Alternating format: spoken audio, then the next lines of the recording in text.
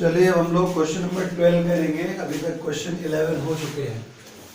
Question number 12 करने जा रहे हैं। क्वेश्चन पढ़ता हूँ मैं। लिखा है 2 bulbs are rated 60 watt, 220 volt.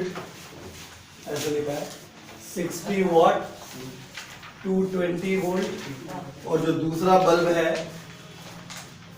वो है 60 वॉट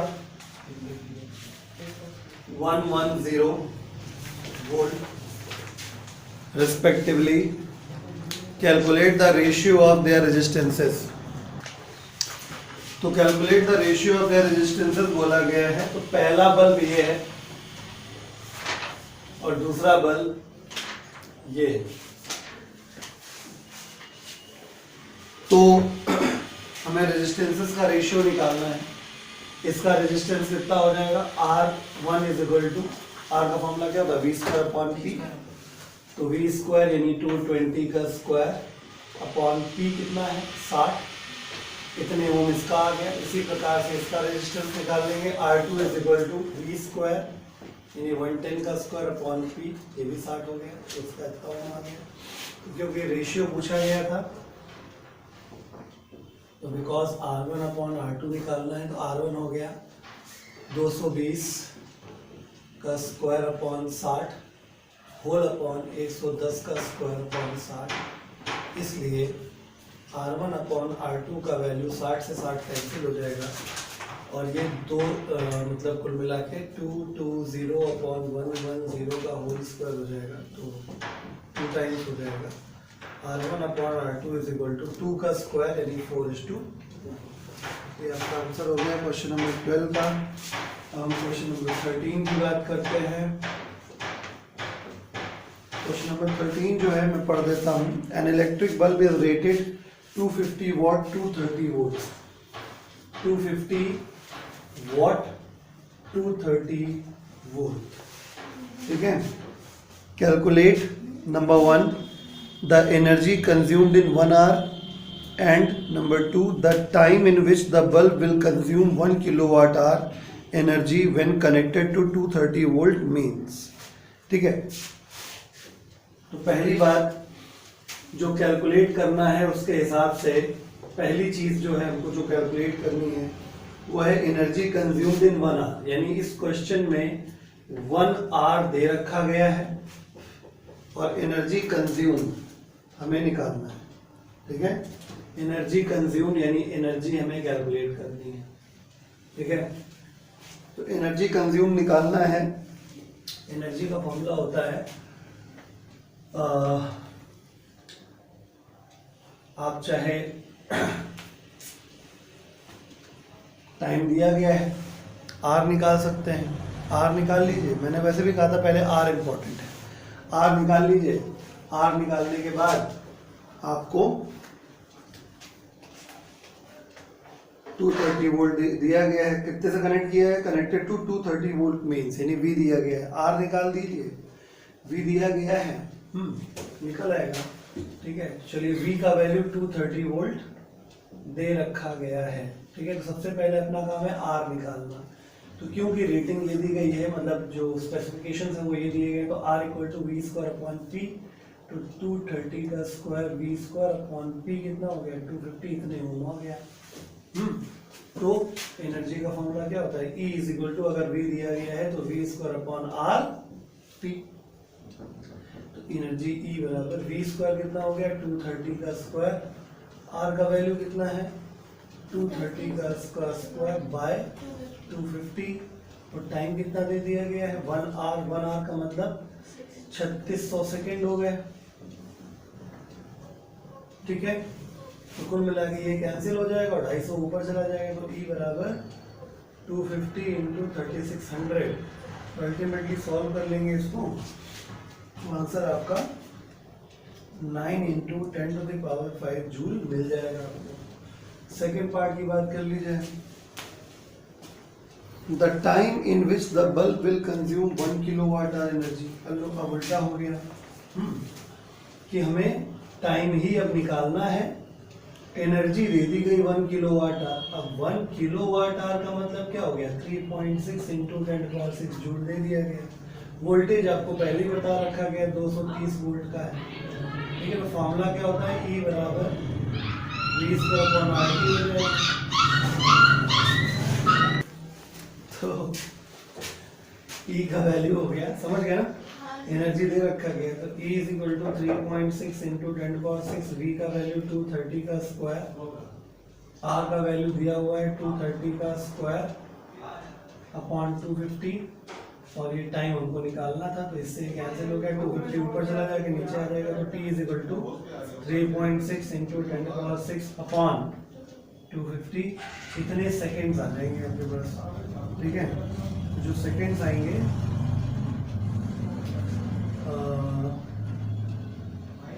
निकाल लीजिएगा जो भी वोटेवर, ठीक है। तो कुल मिला के 36/25 × 10⁻⁴, इतने सेकेंड्स आएंगे। बाय द वे क्वेश्चन में बुक में आंसर आर में दे रखा गया है, तो सेकेंड में आर को कन्वर्ट करने के लिए 3600 से डिवाइड कर लीजिए, फैक्टर याद रखा करिए, ठीक है। जैसे ये लिखा हुआ है तो इसमें हम 3600 से जैसे डिवाइड करेंगे तो तुरंत ये आर में कन्वर्ट हो गया, सेकेंड आर में कन्वर्ट हो गया। इससे फायदा क्या मिला, फायदा ये मिला कि 2 0 इससे कटेंगे तो 10⁻² हो जाएगा, 36 से 36 कट जाएगा, ऊपर 100 नीचे 25, कुल मिला के 4 घंटे आ गया। तो अगला सवाल है क्वेश्चन नंबर 14।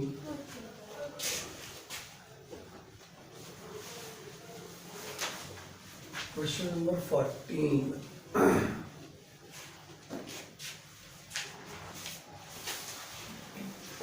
क्वेश्चन नंबर 14 में बोला गया, क्वेश्चन पढ़ता हूँ मैं, 3 हीटर्स, 3 हीटर हैं, 3 heaters each rated 250 what 100 volt.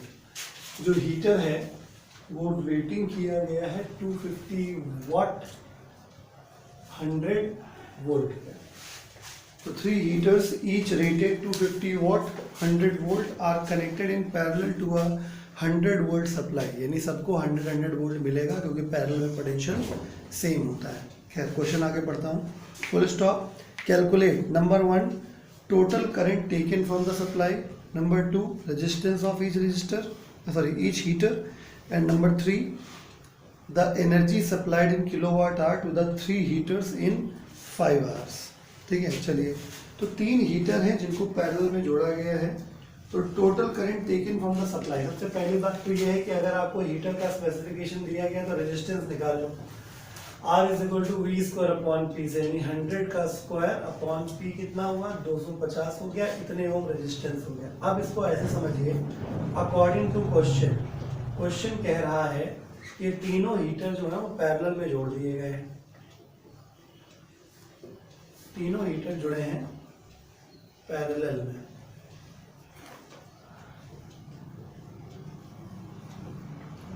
तीनों हीटर पैरेलल में जुड़े हुए हैं। और किससे जोड़े गए हैं, एक सप्लाई है 230 वोल्ट की, तो यानी सप्लाई का ईएमएफ जो है वो 230 वोल्ट है। सारे रेजिस्टेंस बराबर हैं, R1 भी R है, R2 भी R है और R3 भी R है, सब बराबर हैं। तो total current taken from the supply, तो अगर आपको करंट निकालना है सबसे पहले टोटल रेजिस्टेंस निकालना पड़ेगा, है ना। तो हम जानते हैं कि अगर सिमिलर रेजिस्टेंसेस पैरेलल में लगे होते हैं तो जो इक्विवेलेंट रेजिस्टेंस आता है वो R/3 हो जाएगा। R/N पढ़ाया था, अगर आइडेंटिकल रेजिस्टर्स जुड़े हुए हैं तो क्या हो जाता है, उतने पैरेलल में अगर जुड़े हुए हैं तो उतने का बाई जितने नंबर में होते हैं। जैसे यहाँ पे R के 3 पैरेलल में जुड़े थे तो R/3 हो जाएगा। तो क्योंकि R का वैल्यू हमको पता है क्वेश्चन में,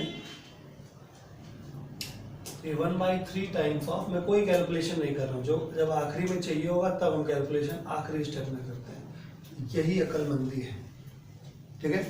तो पहले पार्ट में आ जाते हैं, तो हमें करंट निकालना है, current taken from the battery. तो करंट का फॉर्मूला होता है, current taken from the battery is equal to EMF equivalent upon resistance equivalent plus internal resistance equivalent, ये बेसिक फॉर्मूला है। करंट निकालना है, इक्विवेलेंट ईएमएफ जो है हमारे पास 230 है और जो इक्विवेलेंट रेजिस्टेंस है अपने पास वो आ गया है 1/3 टाइम्स ऑफ 100 का स्क्वायर ऑन 250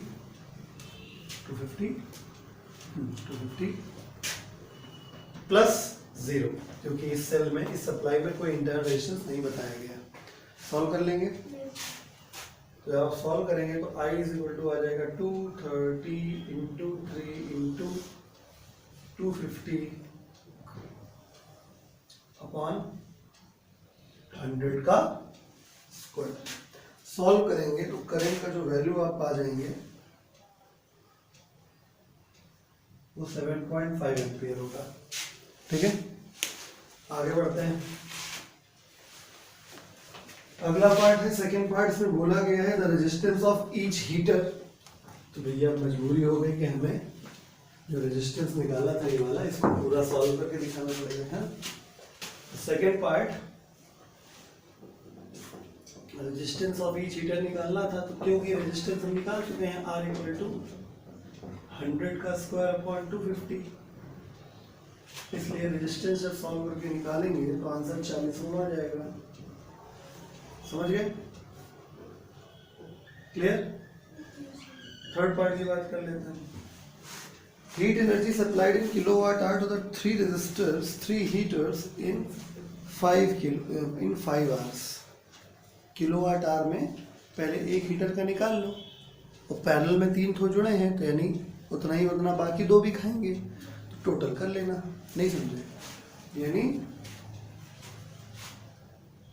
हमें टोटल एनर्जी कंज्यूम्ड निकालनी है। ठीक है, तो energy consumed by each heater जैसे क्वेश्चन कितना हो जाएगा, बोलो।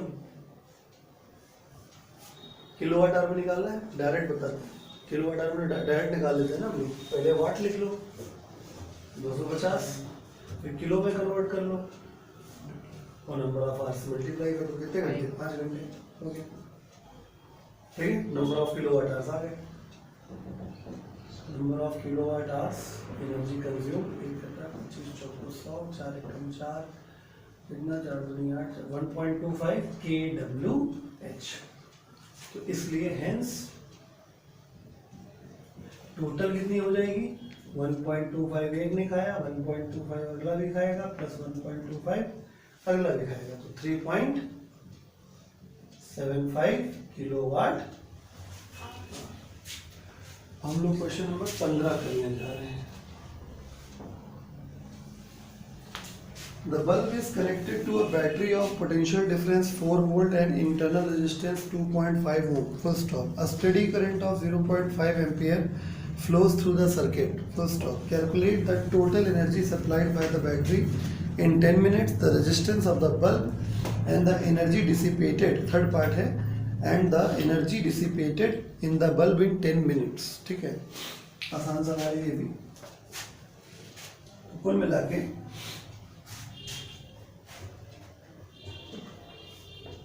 हाँ, तो बल्ब को कनेक्ट किया गया है एक बैटरी से। चलो मान लो कि ये बल्ब है, बल्ब का रेजिस्टेंस हम R मान ले रहे हैं।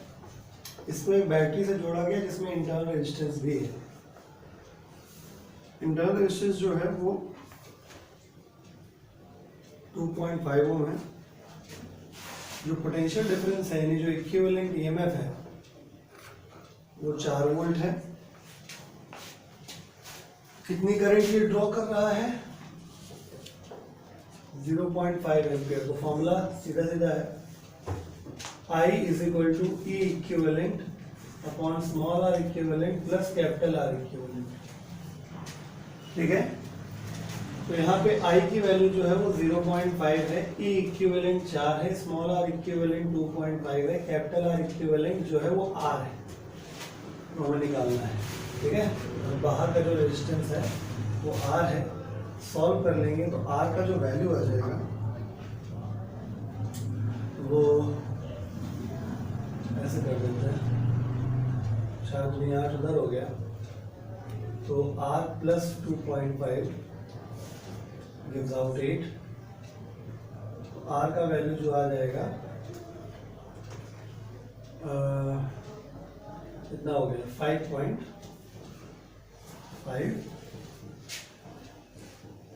ओ ठीक है, तो सेकेंड पार्ट पहले कर लिया है हम लोगों ने, सेकेंड पार्ट हमारा आ गया है, फर्स्ट और थर्ड इसके बाद कर लेंगे।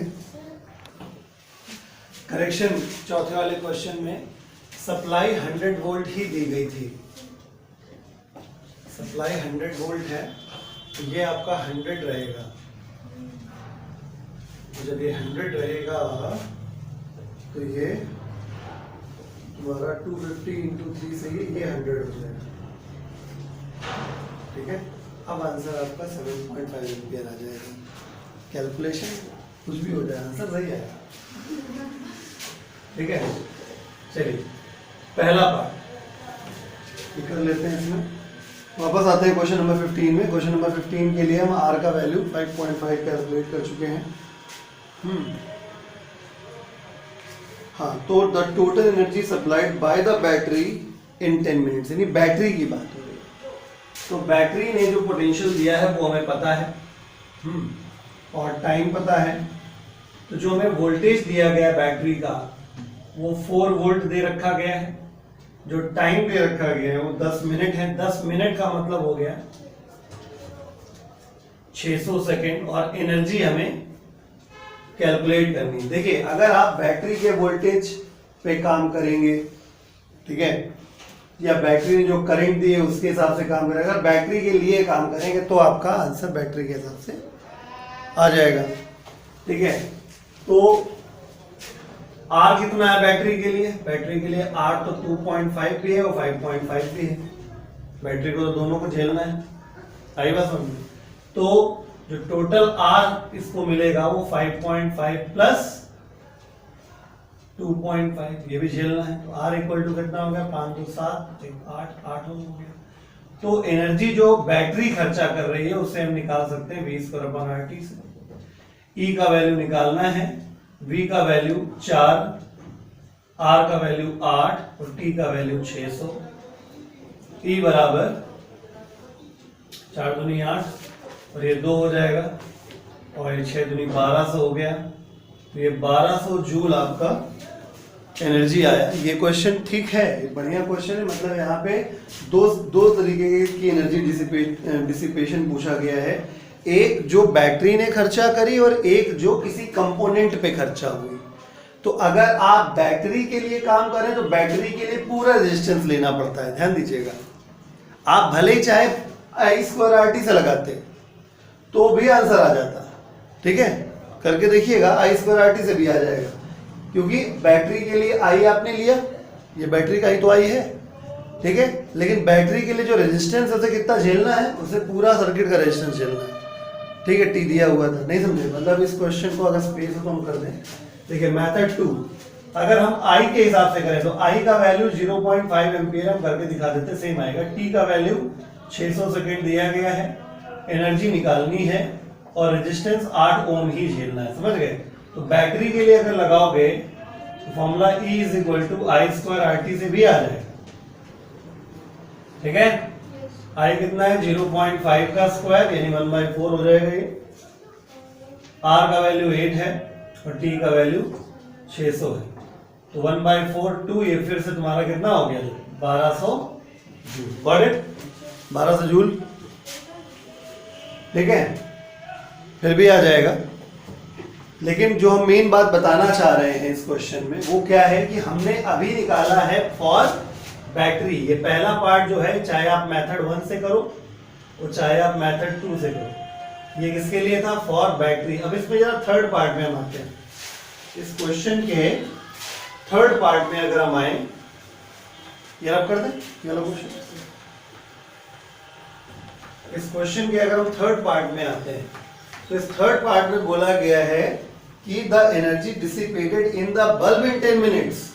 अब एनर्जी जो निकालनी है उसके फॉर्मूले में जो रेजिस्टेंस लेना है वो सिर्फ बल्ब का लेना है, समझे? यानी कि अगर हम थर्ड पार्ट की बात करें यहां पर, तो energy dissipated in the bulb निकालना है। टाइम आपको दिया गया है 10 मिनट, 10 मिनट बोले तो 600 सेकेंड, 600 सेकेंड आपको दे रखा गया है। लेकिन अब आप जो रेजिस्टेंस लेंगे वो सिर्फ बल्ब का लेंगे, 5.5 ओम वाला। आई बात समझ में? और इस रेजिस्टेंस से जितनी कितनी करंट जा रही है, करंट के बारे में हमको आइडिया है फिलहाल। I is equal to 0.5 ampere, तो हम फॉर्मूला लगा सकते हैं E बराबर I स्क्वायर RT। ठीक है, तो E बराबर 0.5 का स्क्वायर, R का वैल्यू 5.5, T का मतलब 600, सॉल्व कर लोगे तो 825 जूल आ जाएगा। आना भी चाहिए क्योंकि बैटरी ज़्यादा एनर्जी खर्चा करेगी, क्योंकि उसको यहाँ भी एनर्जी खर्चा करनी है, यहाँ भी एनर्जी खर्चा करनी है। ठीक है, अब आपसे मान लो कोई पूछ ले कि यहाँ पे क्या है अगला स्टेप में, तो अलग से तुम्हें फॉर्मूला लगाने की जरूरत नहीं। टोटल 1200 जूल खर्चा हुए, 1200 में 825 का हिसाब किताब इसने बना लिया, यानी बचा हुआ हिसाब किताब इसका था। समझे? तो कवि ये कहना चाहता है कि अगर कभी भी आपको पावर डिसिपेशन या एनर्जी डिसिपेशन पूछा जाए, ठीक है, बैटरी का या सर्किट में मौजूद किसी दूसरे कंपोनेंट का, तो इस बात को ध्यान दीजिएगा कि उस फॉर्मूले में जो R यूज किया जाएगा, बैटरी के लिए पूरे सर्किट का यूज किया जाएगा रेजिस्टेंस, और पर्टिकुलर कंपोनेंट के केस में पर्टिकुलर कंपोनेंट का रेजिस्टेंस यूज किया जाएगा। इस बात को दिमाग में रखते हुए ही फॉर्मूला लगाइएगा। फॉर्मूला चाहे आपको जो लगाना पड़े, चाहे V² लगाना पड़ जाए, चाहे I² लगाना पड़ जाए, इट इज योर चॉइस। ठीक है ना, मतलब चॉइस क्या मतलब, कुल मिला के जैसा अवेलेबल डेटा इजीली होगा वैसे आ जाएगा। अब जैसे यहाँ पे क्या था, यहाँ पे बैटरी का ही भी दिया था, बैटरी का भी दिया था, मान लो बैटरी का भी ना दिया होता, लेकिन बैटरी का I तो दिया था ना, तो हम I² निकाल लेते।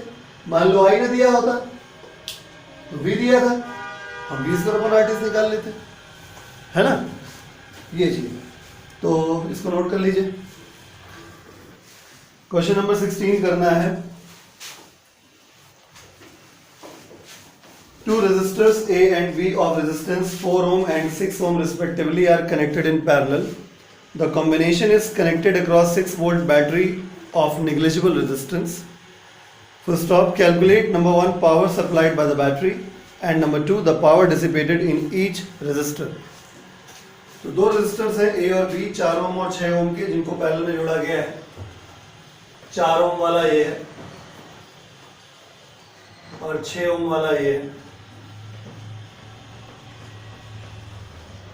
4 ohm and 6 ohm respectively are connected in parallel. The combination is connected to 6 volt battery. Combination is connected to 6 volt battery of negligible resistance. इसमें कोई भी internal resistance नहीं है, यानी कुल मिला के इक्विवेलेंट इंटरनल रेजिस्टेंस नहीं है, इक्विवेलेंट EMF जरूर दिया गया है।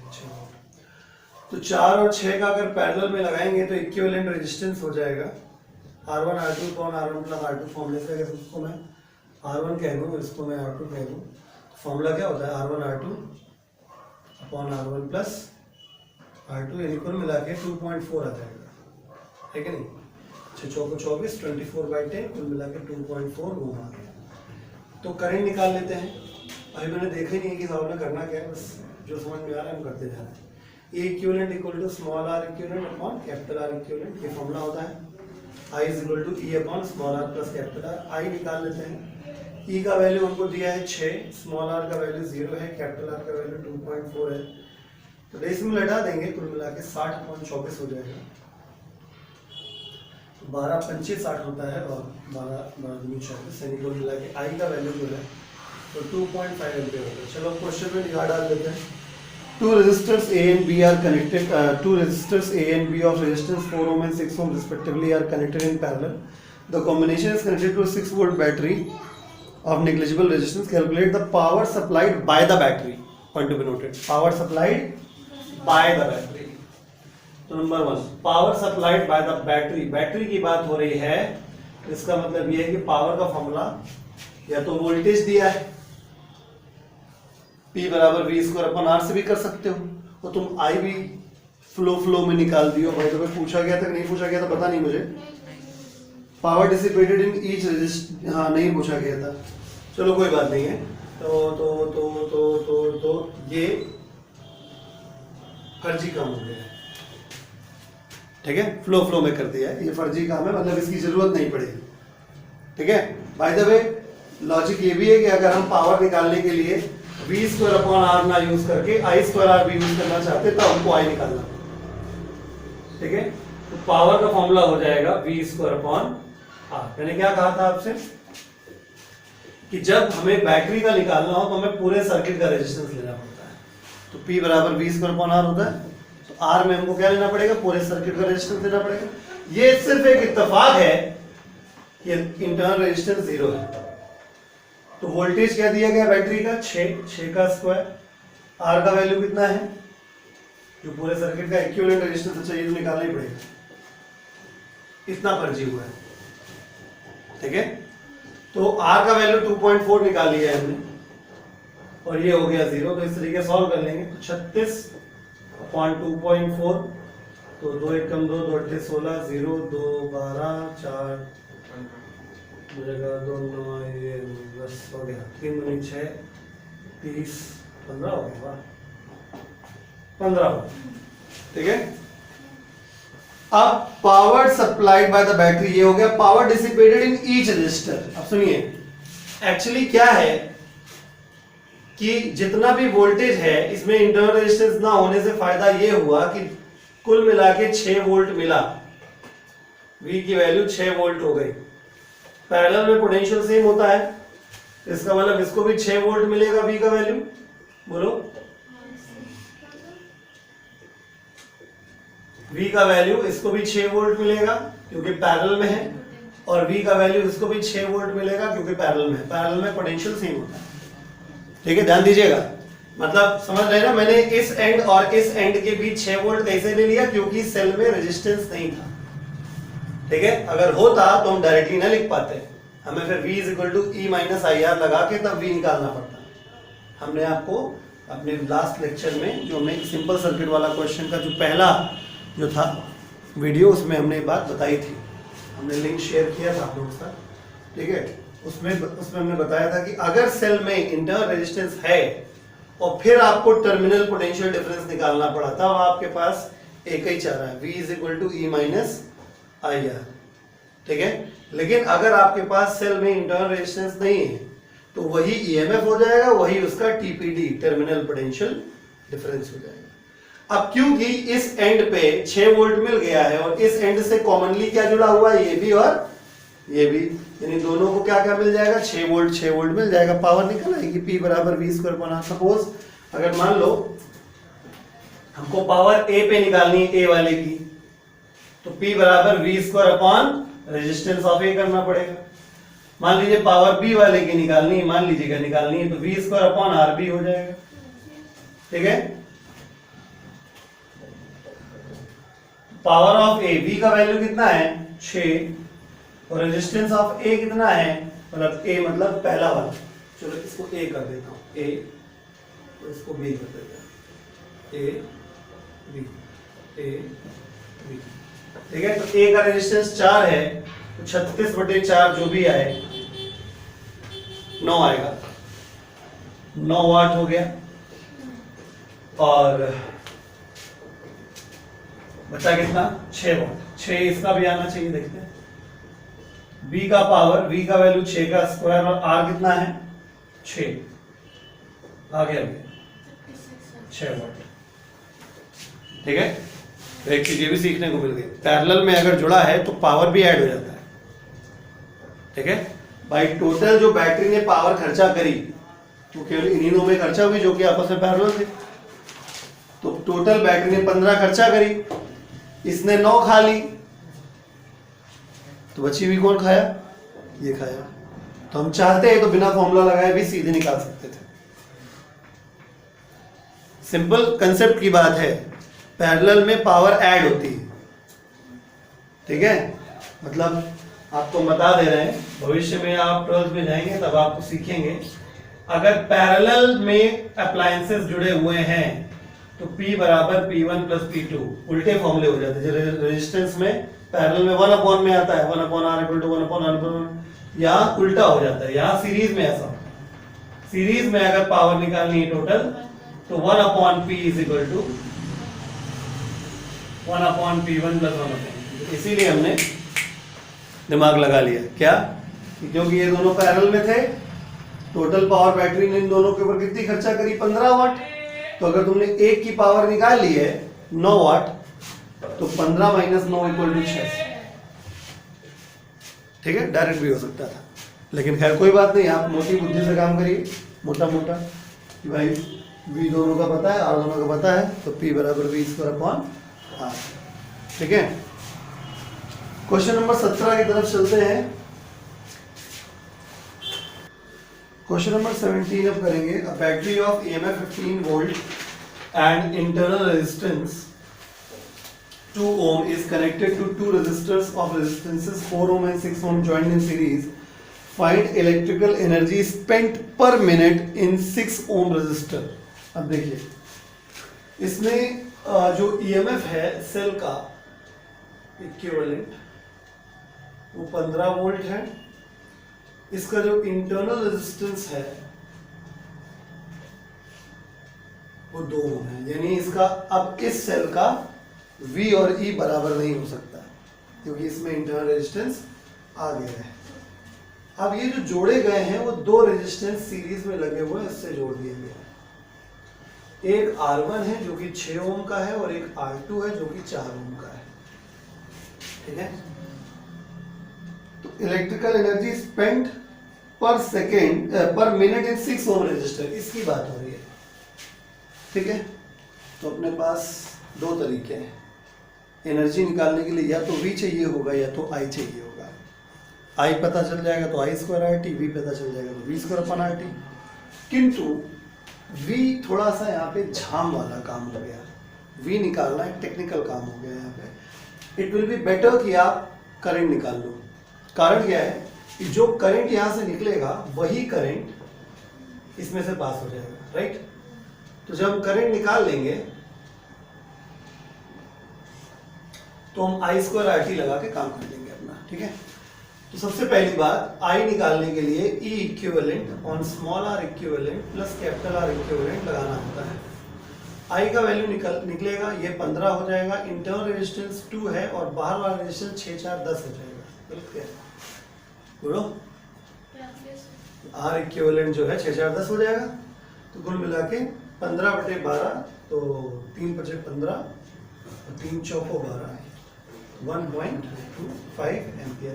ठीक, यानी अब हम सिर्फ इतने की बात करेंगे फॉर 6 ओम वाले की अब मैं बात करूंगा। ठीक, तो 6 ओम वाले के लिए करंट कितनी आ गई? 1.25 एम्पियर, क्योंकि वही करंट जो बैटरी से निकल रही वही इससे पास हो रही है। 6 ओम वाले का रेजिस्टेंस 6 ओम है। जो टाइम दिया गया वो 1 मिनट बोला गया, पर मिनट यानी 1 मिनट। 1 मिनट बोले तो 60 सेकेंड। अब मुझे नहीं लगता कि अब कोई कॉम्प्लिकेशन बची है। एनर्जी निकालनी है आपको, एनर्जी की पावर, एनर्जी स्पेंट। तो एनर्जी, वैसे भी टाइम दिया गया, एनर्जी निकालना होगा। I²RT 1.25 का स्क्वायर, R का वैल्यू 6 और T का वैल्यू 7 निकाल लेंगे। E का वैल्यू जो सॉल्व होके आ जाएगा 562.5। फटाफट क्वेश्चन नंबर 18 कर लेते हैं जल्दी से। Water in an electric kettle connected to a 220 volt supply takes 5 minutes to reach boiling point. How long will it take if supply voltage falls to 200 volt?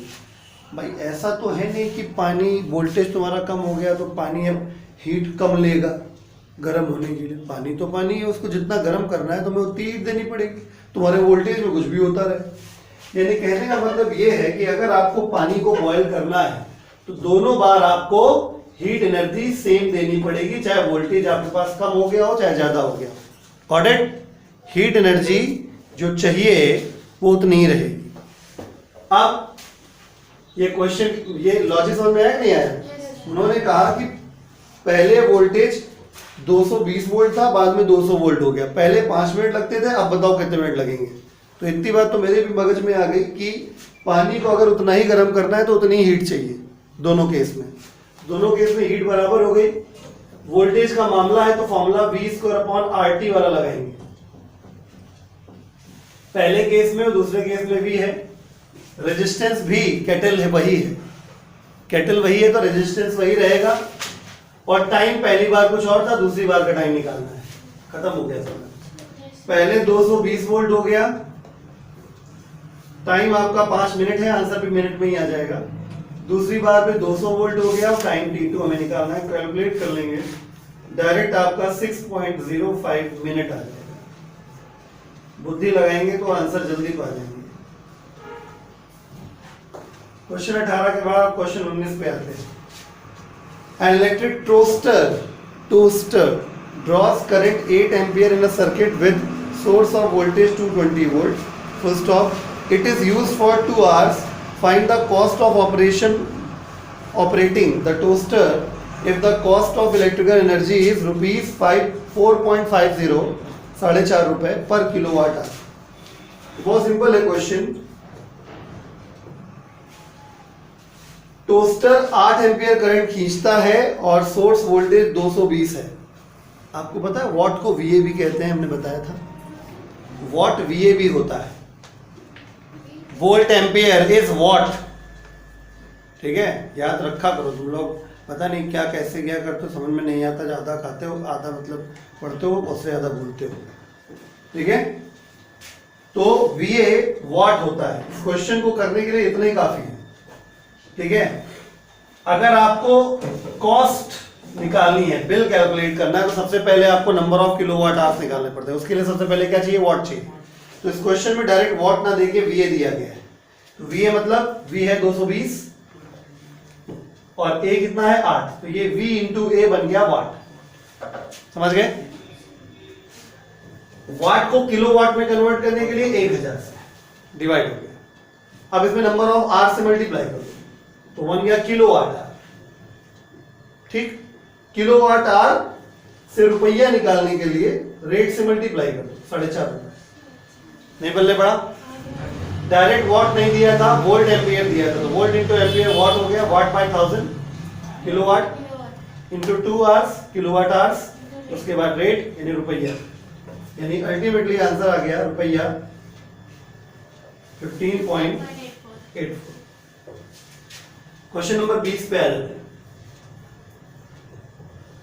Electrical kettle rated 2.5 kW kilowatt, 250 volt, मतलब 2.5 kW 250 volt. मैं question पूरा पढ़ता हूं। An electrical kettle is rated 2.5 kW यानी kilowatt, 250 volt. Find the cost of running the kettle for 2 hours at the rate of rupees 5.40 per unit. ये भी सवाल निहायत ही घटिया है। किलोवाट में ऑलरेडी दे रखा गया है, सीधे कॉस्ट आएगी 2.5 किलोवाट में 1000 से मल्टीप्लाई तक नहीं करना पड़ेगा, सॉरी डिवाइड तक नहीं करना पड़ेगा। किलोवाट में पहले से ही है, नंबर ऑफ आवर्स से मल्टीप्लाई कर दीजिए। आवर्स कितने हैं? 2 आवर्स, तो किलोवाट आवर हो गया ये। और रेट कितना है? 5.4। तो बस सॉल्व कर लीजिए, रुपया 27 आया। आखिरी सवाल इस एक्सरसाइज का, question number 21। A geyser is rated 1500 what, 1500 what, 250 volt. Full stop. This geyser is connected to 250 volt means calculate number 1 current drawn, number 2 energy consumed in 50 hours and cost of energy consumed at rupees 4.20 per kilowatt hour. ठीक है, answer है 6 ampere, 75 kilowatt hour and rupees 315। ठीक है, खुद कर लीजिएगा। Video समाप्त हुआ।